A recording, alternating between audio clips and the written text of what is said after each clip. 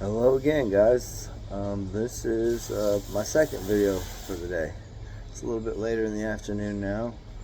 Um, I was looking over the comments, and somebody said that they wanted to hear more about the the trial process, and I feel like that's going to be a really good video because I can remember going through that, and like every day we would break for lunch and we would like rush over to the public defender's office, and we only had like, I guess it was an hour. We had from 12 to 1, but it seemed to go by very fast. But I would be sitting over there and in the public defender's office and like watching all these people just running around like hectic, like with files and papers and just chaos, and I'm just sitting there, like with a suit on, like watching everything go down, and it was real crazy. I felt like I was in a movie, and I remember thinking like all this all over me, like this is nuts. But so I'm gonna get to that like very soon. And also I'm gonna tell you guys that I might even have my mom talked in to doing one of these videos with me, so you can like hear about her perspective of it. And also I said in my interview, that I was still friends with a couple of my jurors. Well, I talked to them both yesterday, and one of them definitely for sure said that she would do an interview. I thought, hey man, like what? I called Joe too. I was like, hey, I got some pretty good news. I think you might like this. I got one of my jurors, and she wasn't just one of my jurors. She was like the champion of she was my champion. So I heard from one of the other jurors that she threw a chair in the jury room, and that would be an interesting story to hear. But I love her to death. Like I was pretty hesitant to give their names because I wasn't sure if they would want me to or not. But I'm pretty sure they're both cool with it. They're both ladies, and one of them said absolutely for sure whatever needed her or wanted her to do, she would do, and the other one didn't say no. And she made a comment like, I can't believe you didn't talk about us. And I told her, I said, well, I didn't mention, I did say, I was friends with a couple of the jurors still, but I didn't know if you would want me to say her name or not, so I didn't.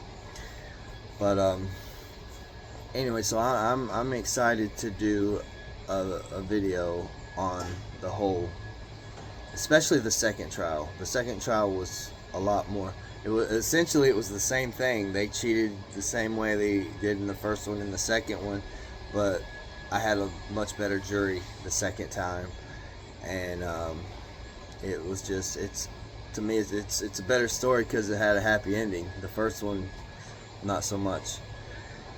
But so yeah, I wanted to let you know that I will be making plenty videos of that. But I wanted to make this video pretty quick. It's not going to be super long, but Clinton Caraway said that he was interested in hearing about the special needs ad seg unit. So I was going to talk about that for a little bit. So like I said, I was able, they actually like kind of pushed me into that job, but it was cool. Like I wanted it anyway because it paid $5 a day. And now $5 a day, it doesn't sound like much money, but that is buku bucks in prison. So most people don't even have jobs in Trenton. They're on what's called cell sanitation, and basically that means you don't have a job. It means you're paid to clean your own cell, and most jobs pay 17 cents an hour. So what is that? 8 times 7, 56. 8 times 1 is 8. 8 plus 5 is 3. So $1.36 a day. But yeah, so $5 a day is like a 6-figure salary in prison, and I was happy to take that job.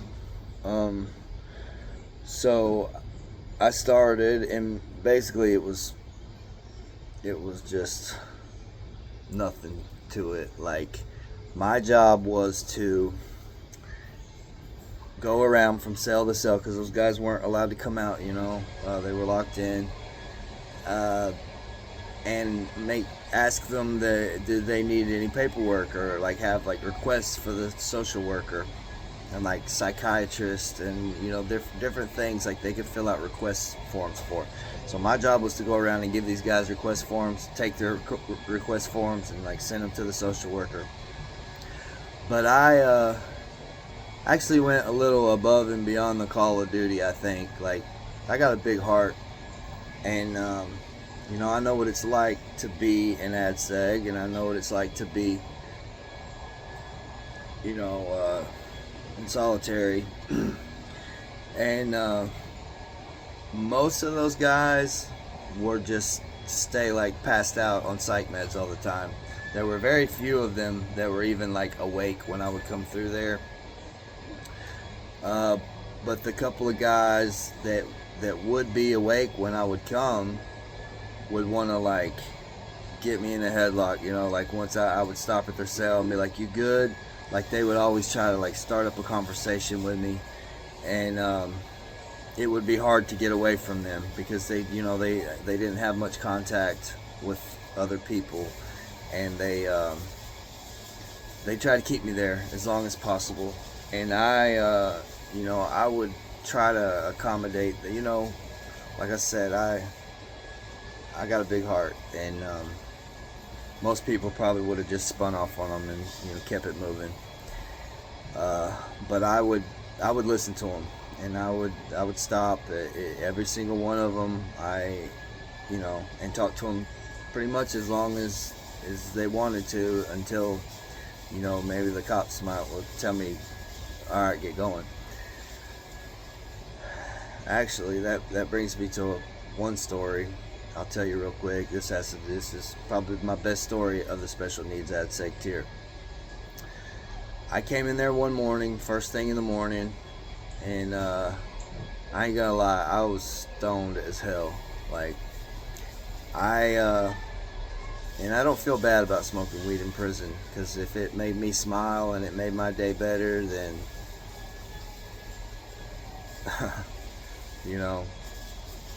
it's alright. Like, yeah, I did end up getting locked up over it, and I lost that job for testing positive for THC. But even back in the hole, I'm getting off on a tangent again, but I'm going to say this. When we went to the hole for it, me and Planker were both back there in the hole, and I was like, man, my mom's going to be so disappointed in me. Like, I'm going to have to tell her something, like, I can't tell her what I'm locked up for.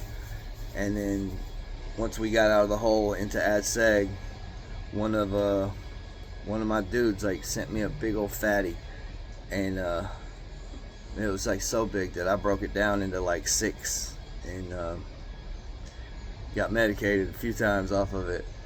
But I smoked it, and I was like, man, I can't believe I was thinking about lying to my mom, and I remember like sending Planker a kite, and I was like, I can't believe I was thinking about lying to my mother about this. Like, I ain't lying to my mom. Like, and if it took getting stoned to make me realize that lying to my mother is wrong, then weed makes me a better person. So, I told my mom the truth about it. But it was just, that's neither here nor there. But back to the special needs ad seg unit. I walked in there like just high as hell one morning, and the cop like stopped me, and he's like, "You don't need to see this. You can go back to your unit." And one of those guys that was always awake, like he had I don't know how the hell he had a stereo back there. Oh yeah, because in that sec you can get a radio, but this dude had like a legit stereo, like a shelf system that was bumping, and he would crank it up and have that music just blaring loud. And that particular morning, I walk in, and the cops were ripping this dude out of his cell, strapping him down in a chair with like belts and straps and wrists, had his arms strapped down, and they ran in there like 10 deep and just like beat his ass and pulled him out of there and put him in this chair and strapped him down. And the nurse was shooting him up with drugs, like sedatives. And the whole while this was going on, that one guy, he had his stereo just blaring loud as hell, and it was a Coldplay song. I mean, it's about breaking up, but the song seemed very like, to maybe just because I was stoned, but it was just like, I felt like I was in a music video, because it was that song, nobody said it was easy, it's such a shame for us to part, nobody said it was easy, and no one ever said it would be this hard, I'm going back to the start. And it was just surreal, man, like that song playing while I'm watching him like sedate this guy and like rip him out of the cell, and that soft ass piano song singing along to it. But yeah, they made me leave. They're like, you don't need to see this. And so that was one of the stories. Another one, okay, this is gonna get real wild. Some of you guys, I mean, I guess things like this, it's true, so I might as well tell it. So one guy in there, he opened up the light and smashed the light bulb on the floor, the fluorescent light bulb, and took the glass and cut himself open and cut one of his testicles off and swallowed it. So I mean, this is like some soft white underbelly stuff, but I mean, I guess people love to hear things like that. But there was that.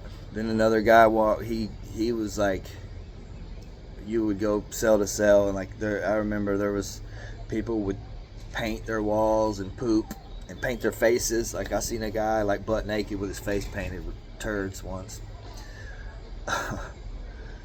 But yeah, true story. But I didn't have that job very long. It wasn't very long until, what happened is there was a bunch of weed in the unit and everybody was smoking it, like everybody. And the warden came onto our pod one day, and you could just smell the weed in the air, and he was like, piss test them all. So they started on one side and piss tested every single person, and I knew they were coming. Matter of fact, Planker, he wrote me a email not too long about this, about how he said you're the realest person I ever met in my life.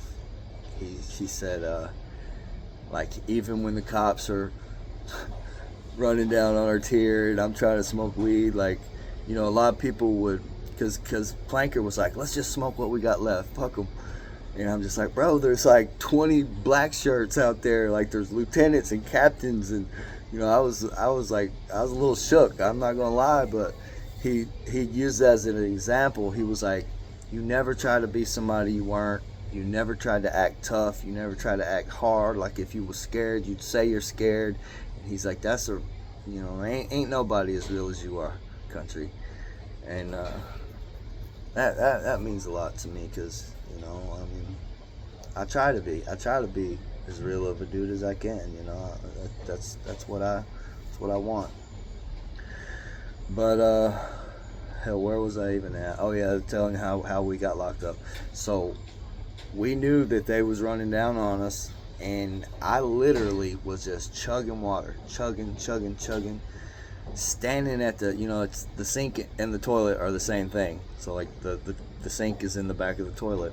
So I'm literally just standing at the sink, just pouring water, pounding it, and I'm drinking it so fast and got my system so flooded that I can't even turn around and walk back to my bunk, because every time I do, I got to get up and piss again. So I'm just standing there chugging it in one end and peeing it out in the other end, and you know, trying like hell not to get in trouble.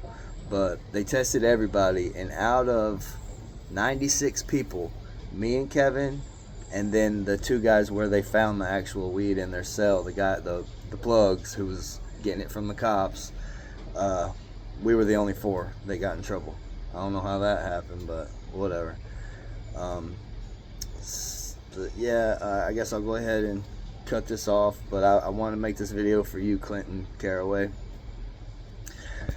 I might even make another one later. I might try to talk my mom into getting on here with me. We'll see. I don't know if she will or not, but I'm about to be heading that way, so I'll see what I can do.